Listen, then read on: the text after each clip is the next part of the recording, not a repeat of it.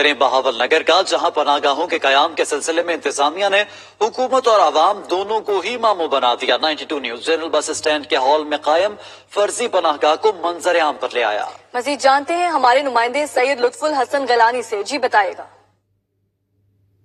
جی بالکل، حکومت پاکستان کی ہدایت پر ضلعی انتظامیہ بہاول نگر نے جنرل بس اسٹینڈ کے ایک کمرے کو پناہ گاہ کی شکل دے دی ہے، لیکن جب میڈیا کی ٹیم یہاں پہ پہنچی ہے تو ہم نے دیکھا ہے کہ کمرے کو تالا لگا ہوا تھا۔ کمرے میں نہ کافی سہولیات ہیں، واش روم کو بھی تالے لگے ہوئے تھے۔ یہاں پر جو بستر لگا دیے گئے ہیں وہ ڈسٹرکٹ ہاسپٹل پنجاب حکومت کے سٹیمپ شدہ تکیے ہیں، جن سے بدبو آ رہی تھی اور وہ کسی استعمال کے قابل نہ تھے۔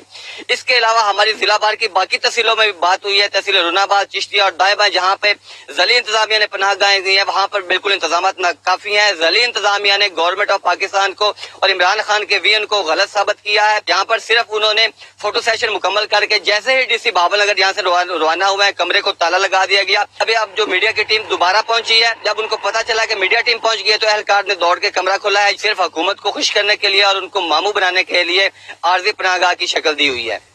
جی بہت شکریہ۔